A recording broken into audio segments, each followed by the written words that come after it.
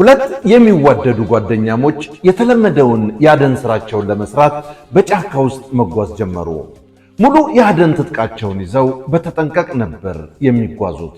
ሲመሽ ዛፍ ላይ እያደሩ ሲነጋ እየተጓዙ ያገኙትን እየጠበሱ እየበሉ እየተጨዋወቱ ከዚህ በፊት ያልሄዱበትን ቦታ ለማየት ጉዟቸውን ቀጠሉ። ርቀው ከሄዱ በኋላ ከአንድ ተራራ ስር አንድ ዋሻ አገኙ። አንዱ በር ላይ ሆኖ ሲጠብቅ፣ ጓደኛው ግን ወደ ውስጥ ገባ። ውስጥ የገባው ሰው በዋሻ ውስጥ አንድ ትልቅ የወርቅ ሳጥን ያገኛል።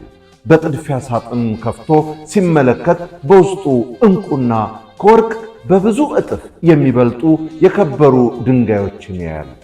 በአካባቢው ዞር ዞር ብሎ ሲመለከትም ሌሎች ብዙ ተመሳሳይ ሳጥኖችን አየ። ይሄኔ ራሱን እንደ መሳት አደረገው። ሰውነቱ ተንቀጠቀጠ። ቢሆንም ለመረጋጋት ሞከረ። በዚያው ቅጽበት ስለ ጓደኛው ማሰብ ጀመረ። የሀብት ሙሉ በሙሉ ለኔ መሆን አለበት ብሎ ተመኘ።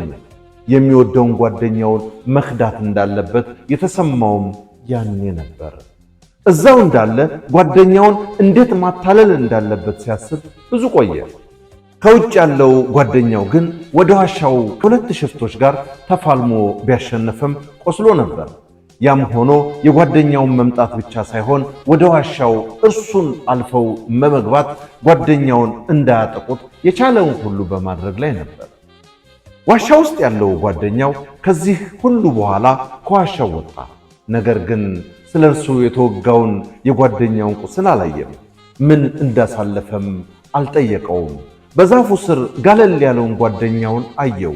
ምንም ሳይናገር በጦር ወጋው። ወዲያው ሌሎች ሁለት ሰዎች ወደ ዋሻው ሲመጡ በማየቱ አድፍጦ ከነርሱ ጋር ፊልሚያውን ጀመረ። አንዱን ከገደለ በኋላ ከሌላው ጋር ተናነቀ። ቢያሸንፍም ክፉኛ ቆስሎ ተዘረረ።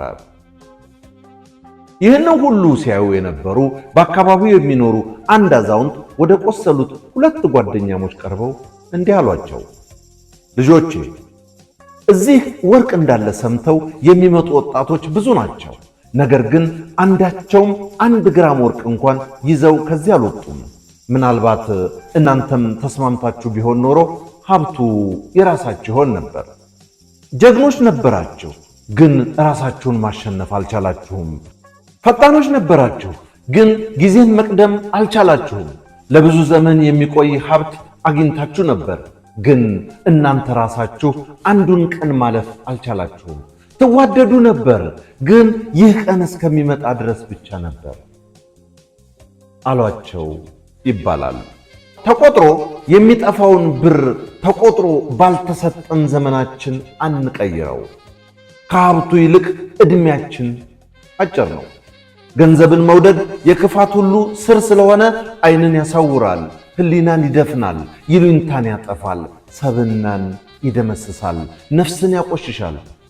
ታላቁ ተስፋ እንዳዘጋጀው በለጠ ሸቴ ዘሀገረ ኢትዮጵያ እንዳቀረበው